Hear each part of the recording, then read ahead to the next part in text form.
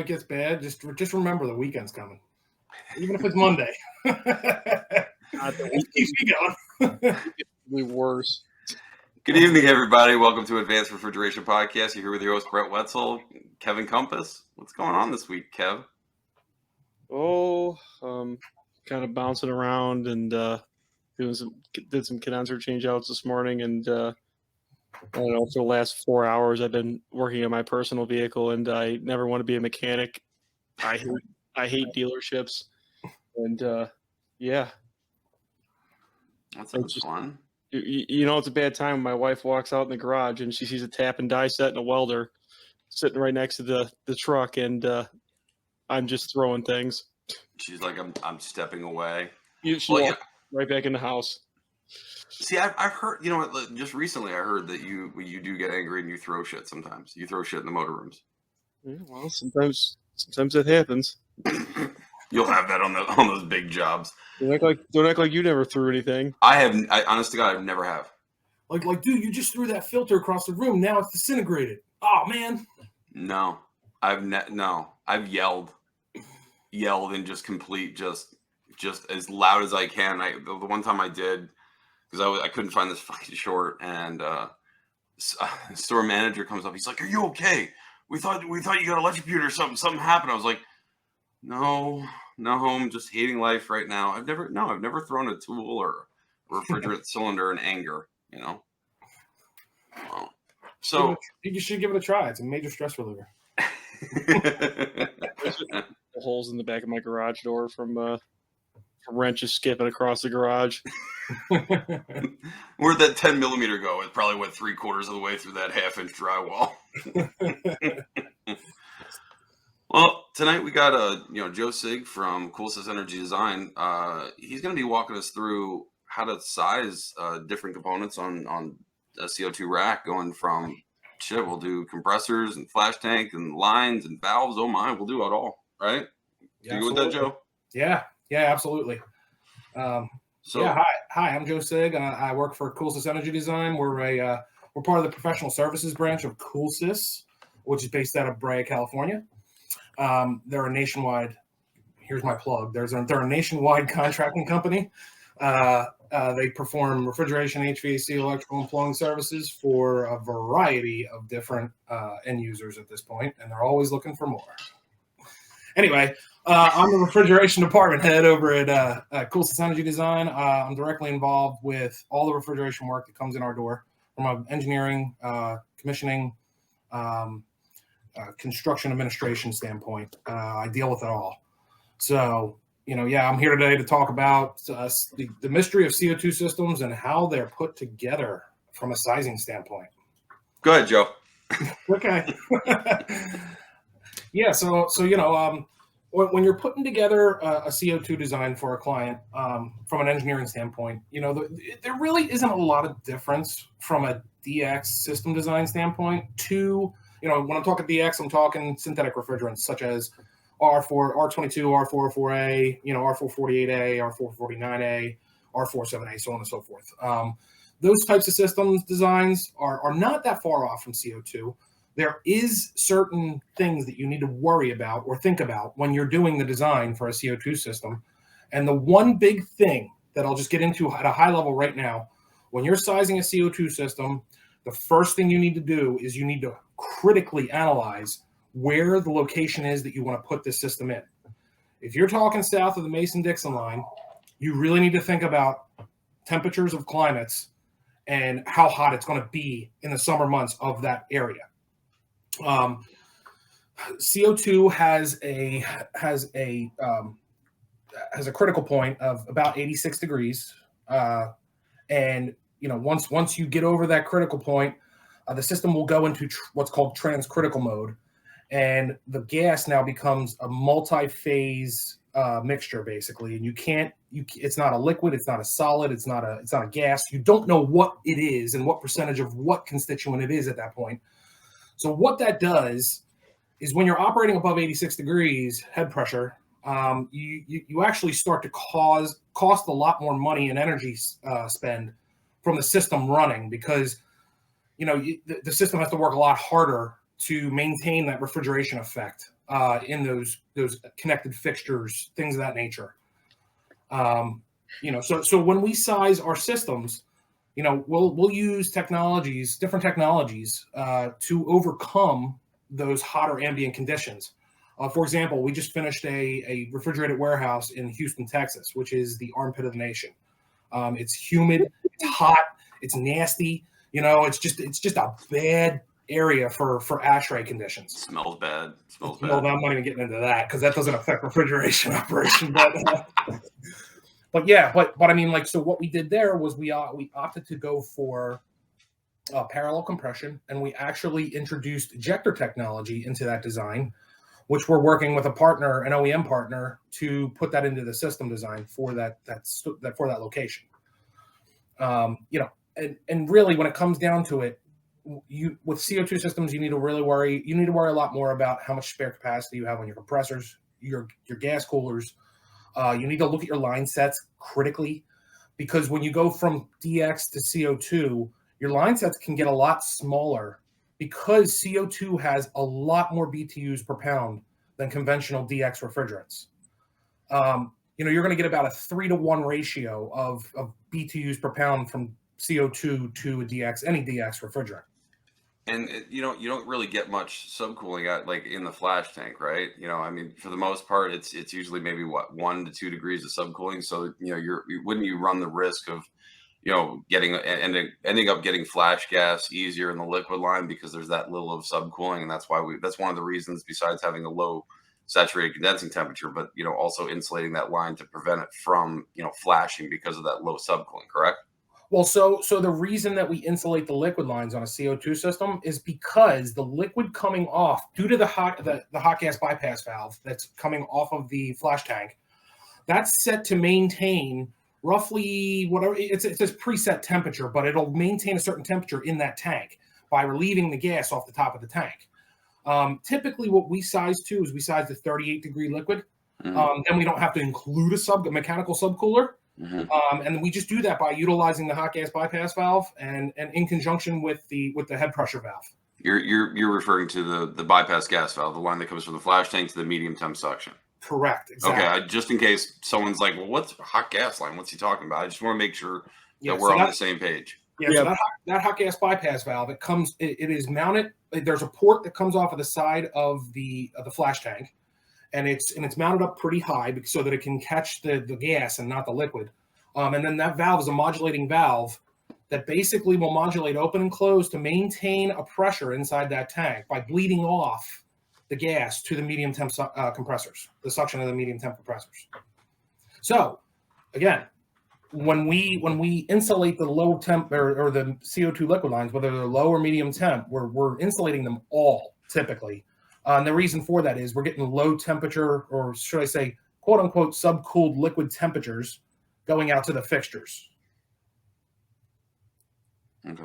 Mm-hmm. So that's another little intricacy of a CO2 system, is that you don't technically need mechanical subcooling if you program the system and set it up right from how you're running it. So, for example, the Hill Phoenix system, the Advancer system, automatically includes all those valves in its standard design.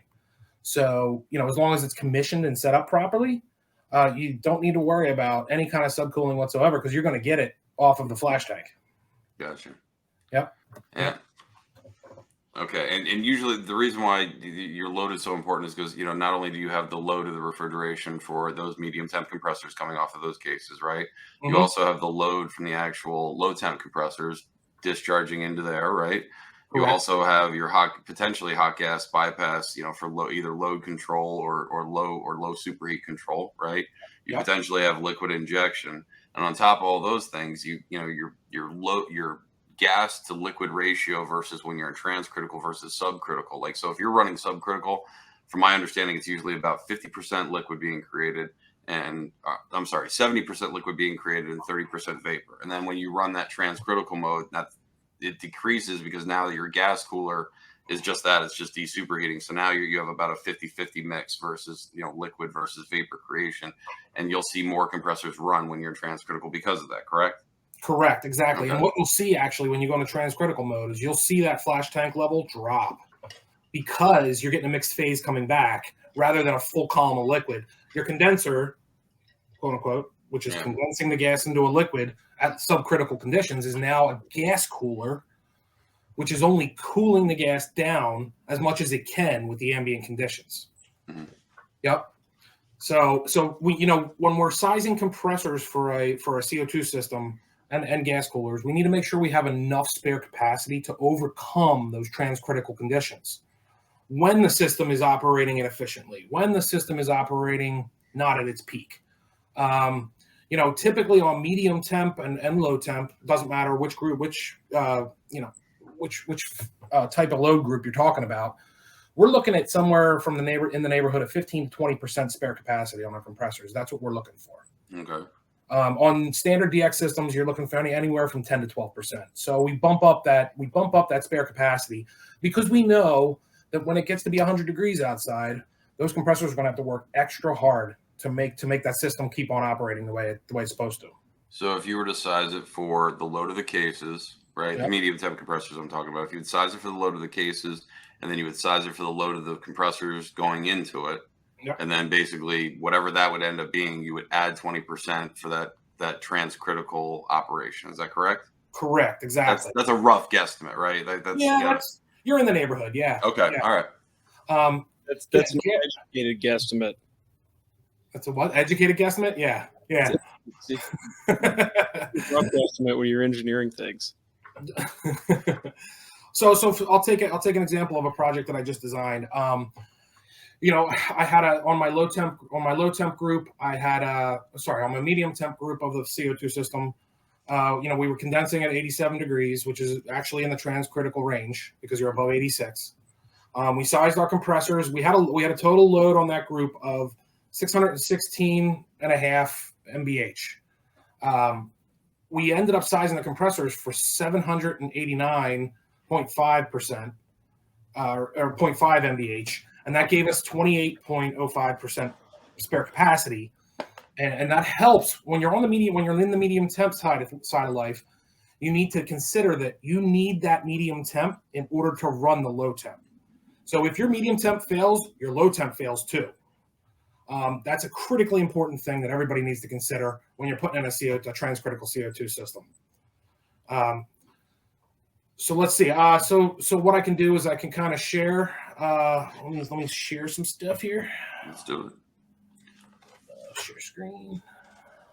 So while Joe's doing that, Kev, today I was making some training up, and because someone told me they wanted a training for a certain customer, and they're like, yeah, it's liquid pump overfeed. And I basically got the liquid pump overfeed stuff doing, like I started making the program and stuff. And then I get an email with the program, and I'm reading through the program, like, wait a minute, this is like all the things for, you know, that are usually in there, like the pump, you know, all the pump stuff and, you know, the vessel, just everything. It was typically for a liquid overfeed system. And then all of a sudden I started seeing some like cascade stuff. Like it had a high pressure of like 480. And I'm like, what the hell's going on here? So I emailed them like, can you guys send me like some pictures? And here it's one of those systems that it's a liquid pump overfeed, but it's also a cascade all in one. Yeah, we have a couple out here. Yeah. They suck to work on. Oh, well, I guess we'll find out. You got all the problems of the liquid pumped overfeed, like the condensation issues, the insulation issues, the massive amount of CO2 it needs. Yep. All right. All right, looking at, Joe? So this is a project that we just finished, and basically what I have open is I have my schedule open, just to kind of show the loads that are connected to the system, the compressors that we chose, and just some salient features of the system. Showing you know, over on the other side here, we show the gas coolers that we selected, and we actually used desuperheaters on this project. A separate gas cooler that basically you know, desuperheats the low temp gas prior to putting it into the medium temp group. That's such a tricky line to walk, especially like out by us. Yep. Like that could quickly turn into the compressor murderer 5000. Yeah, what ends up happening, Joe, if the line gets too cold where it actually starts condensing in there, Yep. Those heat exchangers do not like that at all. Really? Yeah, and then like if they get liquid that's created from the de-superheater, because we've had it just here in Texas, and Brett, these are like actual transcritical. What they're doing is they're running the low temp up through a loop of the gas cooler, and they use it to de-superheat, and then they dump it back in the medium temp, so that way it doesn't put as much load in hot gas into the medium temp. oh, but then if it does condense, that means those medium temp compressors are just going to get a slug of liquid. Pretty much. We did a couple Costco's with that with zero, and they had the valve set wrong the one time, and it was like 10 degrees outside. Was shaking as soon as the three-way valve opened up. You start hearing the compressors going clunk, clunk, clunk, clunk, clunk. Yeah, they sounded like a like a 1986 Honda Accord that hasn't been taken care of. with a belt wheel, just the squeal of death.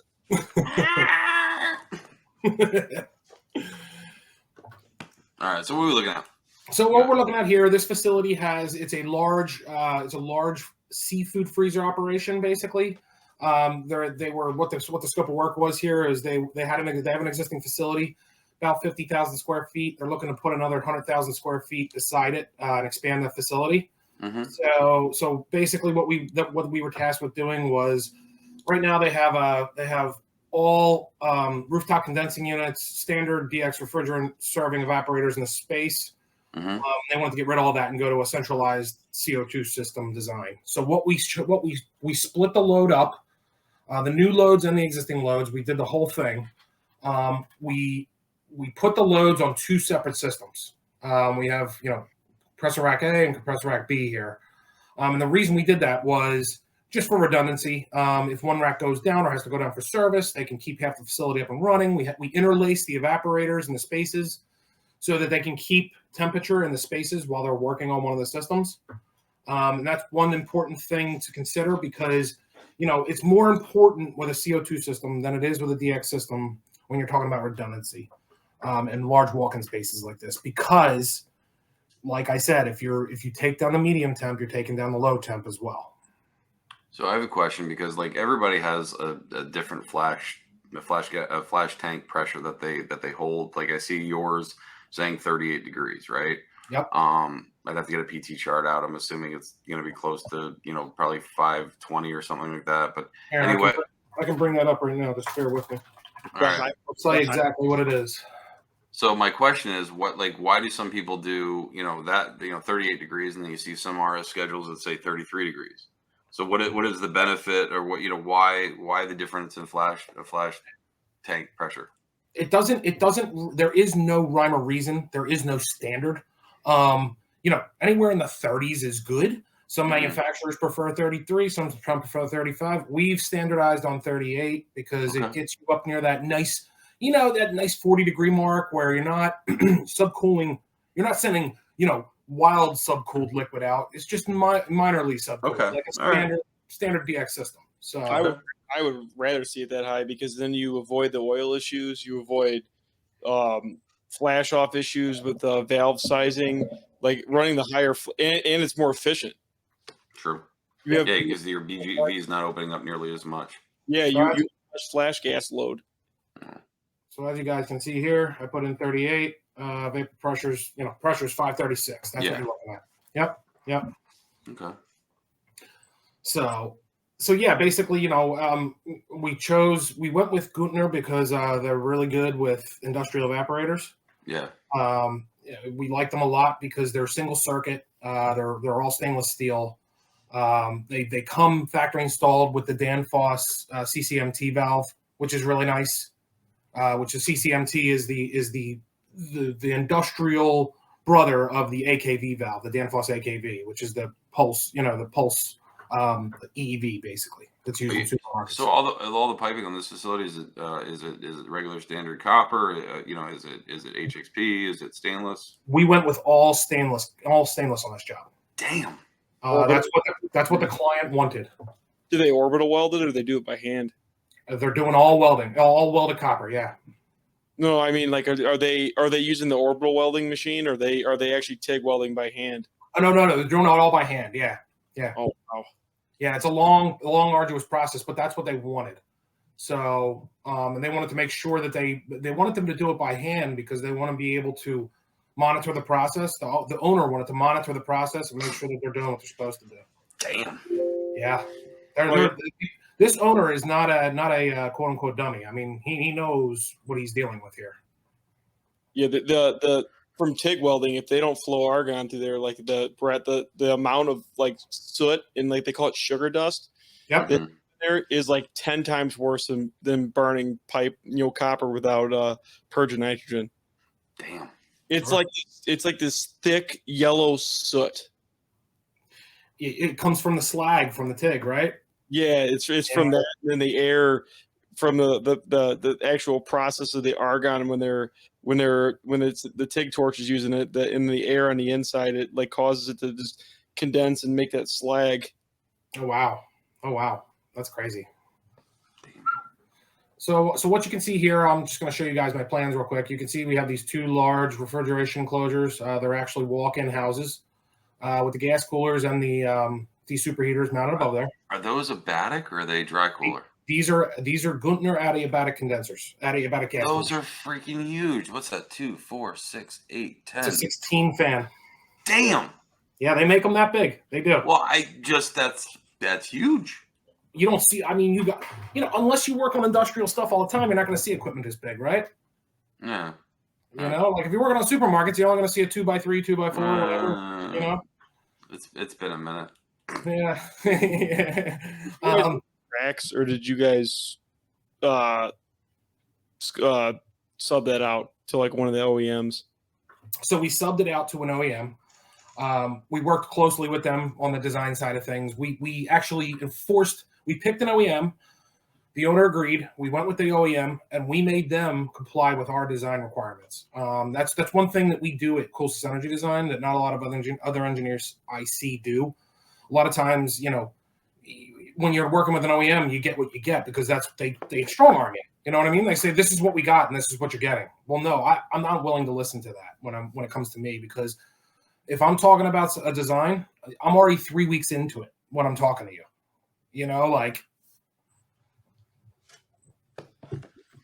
So basically what we did was we brought it, as you can see here, here's our pipe sizes, kind of shown here.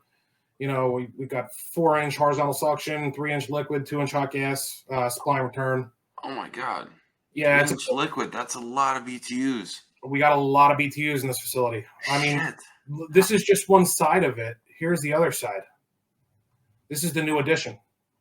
Penthouse evaporators. That's a lot of stainless steel. Oh, are those the like the one that has the owl on it? What the hell is that called? Wise. Are those Wise ones? Wise? What do you mean? No, the manufacturer, the Penthouse evaporators. Oh, no. So the penthouses are getting stick built by the IMP manufacturer. Okay. Oh, and they're just Guntners. And they're just Guntner coils. There's no. It's just a bare coil basically. Oh, okay. No, because like fan motors on the one side, and what we're doing is we're ducting it down and then shooting it out 45 degrees. The reason why I was asking is because like when I did industrial, they had these Wise penthouse for like chocolate storage, you know what I mean, for shipping, and it's just literally a penthouse that just gets sat on there, and then just the ammonia piping just gets hooked up to the outside. Like we all came in like one big container. It wasn't stick built up. So you picked it up and set it on the roof and then piped it up and you're done? Yeah. It's insulated and shit, kind of like what this is looking like, but it just comes as one package, just sets right on the roof. Wow, that's pretty cool. I mean, I'm getting ready to start up another project where we're going to be doing interstitial space penthouses above a new freezer. Mm-hmm. So, we'll have to talk about that offline. Yeah, for sure. Yeah. So anyway, this is the new freezer expansion. 4 penthouses, 8 evaporators total, large industrial evaporators. Centrally located throughout the space to even throw even airflow across the space. Yeah. We chose to go with EEVs for control with case controllers. We went with a Danfoss system because they're pretty much the leader when it comes to CO2 system control. I challenge someone to tell me differently. The Canadians would disagree up north. Oh yeah, microtherma. Oh yeah. Yeah, I know. As you can see here, we're showing all our sensors for defrost termination, the EEV, return temperature, supply temperature, pressure, so on and so forth. All things you need, hot gas solenoid valve, liquid solenoid valve. Who's the EMS guy? What manufacturer are you using? Danfoss. Oh, okay. Yeah, here I'll show you our one line. So you can see here. There you go, Danfoss AK SM880. Well, that's what I was getting at. I was wondering what case controllers you were using to operate that. I didn't know if you went I don't know if Opto 22 has case controllers and shit. That's why I was asking. Yeah, so we went with the CC550, which is the individual case controller. Only controls one valve to one coil. Danfoss had, keyword being had, the AKCC 750, but that's now getting phased out. They're no longer offering that. You have one right there? Yeah. Does up to 4 valves. Yeah. And they're now coming out with these new controllers. They now require 120 volt valves. And they're changing the whole game of how things are done from an EMS standpoint. So now going back to my legend. Wrong legend. Was that a chicken? Was that a chicken? I don't know. Your background looked like a chicken or a rooster. No, my background is my wife and I at our wedding. Oh, that was really quick. I didn't see it that fast. We got married in a brewery. So if you look closely, you'll see it's all the cans that are all lined up next to us and behind us. See, I thought this was the red part and that was white. Never mind. I saw it really quick and I was trying to catch what it was. Sorry. All good. So if we look here at how we size the system, this is the low temp side of rack A. You'll see that I only allowed for about 7.5% spare on the low temp. The reason for that is, we're sharing some spare with the medium temp, believe it or not, because if the medium temp compressors are oversized, they're going to do a lot of the work that the low temp doesn't need to do. So you don't need to go as wild with the low temp as you do with the medium temp, which you see here. I got 28.5% on the medium temp, or 28.05% on the medium temp. So you're doing conventional booster. You're not doing parallel compression, right? Correct. We actually looked at parallel compression. This project is in New Jersey, so we didn't end up needing parallel compression because the ambient conditions didn't require it. Okay. Parallel compression is good for situations where you need to bypass gas around the medium temp compressors to keep the operation of the system up and running. Parallel compression is good for high ambient conditions.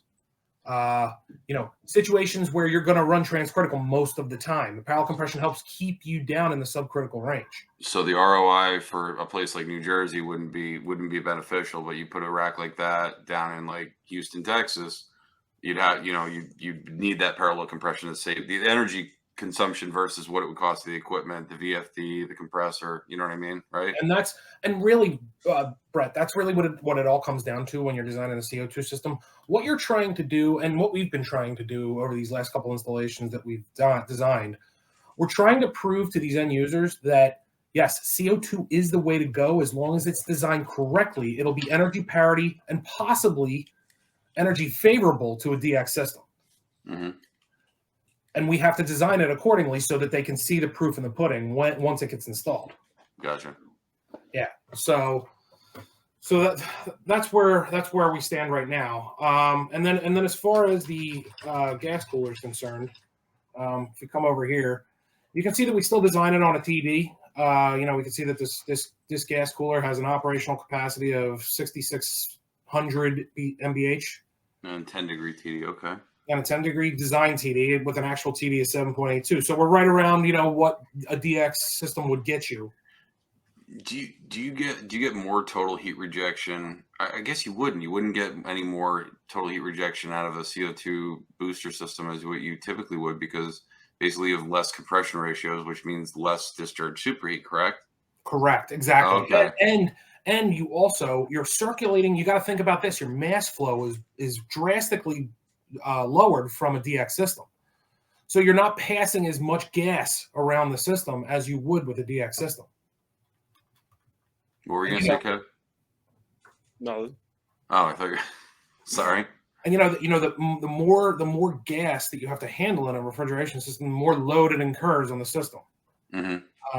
When your refrigerant gets 3 times more BTUs per pound than a standard DX refrigerant, it's obviously going to be more efficient from every standpoint, basically. Gotcha. So, and then yeah, like we were talking about before with the desuperheaters, we specified a small 1x2 just standard air cooled gas cooler for the desuperheater, just to temper the low temp gas coming off of those compressors. That's a pretty big desuperheater for weighing 532 pounds. Yeah, well, it's only 1x2, but it's got a pretty good amount of capacity because it's kind of tall. Gotcha. So yeah. Then if I go into let's go into our. Let me go to my calculations folder here. I'll open up some compressor calculations. So now, as you can see here, we have a couple iterations of our rack selections. Gotcha. One with parallel compression here. I'll open that first so you can kind of get a look at that. Now you see this is the Bitzer. This is right out of the Bitzer software. Mm-hmm. Here's the diagrammatic of the system. Okay. Well, you have your low temp cases here or low temp fixtures here. You got your low temp compressors over here. This is your desuperheater here. These are your medium temp fixtures here. And then these are your medium temp compressors here. This is your parallel compression right here. Oh, so you ran it with that to see how much energy it would consume versus whatever in the high end or in the ambient that Jersey gets? Yes, what I did was I looked at the COP of a system with parallel compression versus a system without, and it actually worked out in favor of not having parallel compression. That's so cool. Yeah. I mean, I'm really lame, but that's so cool. And then they guide you through the whole selection process. You can actually, the Bitzer software is really neat because you can select any combination of compressors. You just tell it how many compressors you want, and then you select how big you want them to be. In this specific situation, we didn't want 50 horse compressors across the board, so we went with more low temp compressors because they're easier to replace or easier to source and replace. Oh, gotcha. Instead of having to get some big bastard. Correct. Exactly. Okay. Now, there is a company that's coming in the door from Italy. Their name is Doran Compressors. They're coming in hot and heavy to the United States right now, and they have a wonderful offering for a compressor. They actually, yes. So actually, I'm not going to reveal any trade secrets, but the one big benefit I see is that they have a pocket inside of their compressor where all the discharge gas goes. It doesn't go into the main crankcase of the compressor. It's channeled into a separate cavity inside the compressor. Really? And it keeps the compressor cool. It's very, very neat. So that would be less total heat rejection then, right? Less heat add into the system from the compressor itself. You don't have to worry now about adding in the kW of the compressor into your heat load. Oh shit, I didn't think about that. Yep. Yeah, because we all know what the calculation for THR is, right? See, I love talking to you because then it makes me realize how much I really don't know about anything. The calculation for THR is quite simple if you know two things about your compressor. If you know the capacity of the compressor, and you know the kW consumption of the compressor, it's basically capacity plus 3.413 times the kW. That gives you your THR for the compressor. Damn, I gotta write that down sometime. Okay. And basically what you're doing is you're converting kW to MVH. That's it. And then added them two together. Oh, that's all you're doing. That's all you're doing. Yeah. I just hope it won't do it for me. Hear that, Doreen? You need to get on it and get an app out so we have those calculations. Actually, Doran does have an app, so I will. Come on! I'll send you guys a link when I'm all done with this. God, I hate you. There's all this stuff you have and you don't share. Yes, Stingy. I do. I just don't share it until you ask for it. Yeah, but I don't know I need it until you tell me it exists. And that's why these conversations are good, right? So you'll see here one other thing that's different with the CO2 system that you're not going to see with the DX system. We like to size our compressors fairly evenly. We don't like uneven stepping, unlike supermarket designs where we like uneven stepping. because, especially in this given instance, this is a large refrigerated warehouse. We're not going to have a lot of load variation, and we don't want, we're not going to have a lot of steps in our capacity requirements. So we just size a bunch of compressors, all the same size, put a VFD on the lead, and off you go. Then you get 0 to 100% modulation because you have all your compressor size the same with one VFD. Ramp down, turn the compressor off, ramp back up, ramp down, turn it blah blah blah, go on and go. Do it that way basically. Yeah, I got you. Yeah. So and now you can see that I'm riding the line here for the I'm riding the line of the application window for the medium temp compressors. But this is one thing that they show you in the Pitzer software that's really neat. It shows you where your condition lies in the operating envelope of the compressor you're choosing. You're living on the wild side for that first one, man. Yeah, well, I believe that's the parallel compression. So, okay. So that's only needed in extreme situations, basically. Gotcha. And then they give you a little PT chart, kind of show you how the cycle works, basically. So let me ask you a question, because Jersey isn't not necessarily the most not humid place in the world. So Sure. I mean, why a Batic over dry? So okay, so let me bring up my ASHRAE conditions for New Jersey. I'm sorry, because I'm wondering, typically how much energy do you really get out of an Batic? That's why you're only getting a 10-degree TD rather than a 5? It really depends on your ambient conditions. And here's the kicker: when you're sizing gas coolers, the decision to go from dry to adiabatic really depends on the differential between your wet bulb and your dry bulb. If your wet bulb is 10 degrees or more lower than your dry bulb, go adiabatic every time. One more time. If you said it again. If your wet bulb, the ambient wet bulb on your ASHRAE, printout is more than 10 degrees less than the dry bulb, you go adiabatic every single time because you're going to get the bang for your buck out of it. Gotcha. Right, because you're able to lower that head pretty far, right? Now, I've always been kicking this around, like that you save a little bit of energy in the head. Yep. But your water costs are through the roof. It depends on what type. Okay, so I'll address that elephant in the room. It really depends on what brand, what manufacturer of adiabatic gas cooler you use. If you use a Baltimore Air Coil unit, the Trillium, that recycles the water and only dumps once a day. Correct. Guntner and Evapco, they fill and drain continuously. So then your water usage goes through the roof. So, yeah, like in places like Chicago, we had a customer put a Guntner in, and it's using a massive amount of water. Well, they're getting a massive bill. So that might have to do with the fact there's onboard controls in that gas cooler, right? Yeah. So it may be that piece of equipment never got commissioned properly, and it's just dumping. You know what I mean?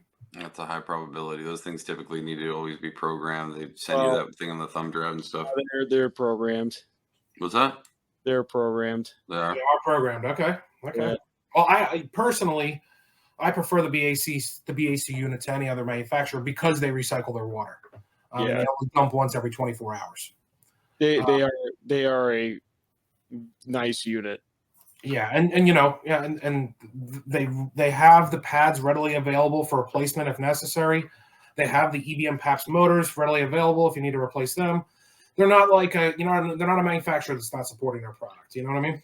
So check this out. When we were down in HR, we had a conversation. There was over in, I don't know if it was in Europe, but some places are actually starting to take their condensate water out of their cases because the solids are basically going to drop out. You know what I mean? So they have to briefly filter that water. They then use that water to refill the abatic. That's a smart idea. Right. That's a really smart idea. Think about it, because it's already going to be filtered. All the shit's going to fall out of it, and now you have nice cold water that you could basically just put in that abatic. So how much more extra capacity? It's really hot out. We'll just let that water just pump up there. Sure. I mean, like places like California where they're like dictators with the water. I mean, that would be like perfect. That particular stuff was in South Africa. He was telling us that, Brett. No, is that where it was? Okay, I couldn't remember. he does stuff all over the place. So I can remember where the hell it was. We talked about so much shit. Oh, let me close my door real quick. That's the loudest door ever. Not true. That door you have that you need to oil the hinges every time your kids open it. It sounds like a creaky old man. Nice. All right. So now we've gone through compressor sizing. We've kind of gone through the idea of adiabatic gas coolers versus dry. Mm-hmm. We haven't really gone through here. I want to take you through.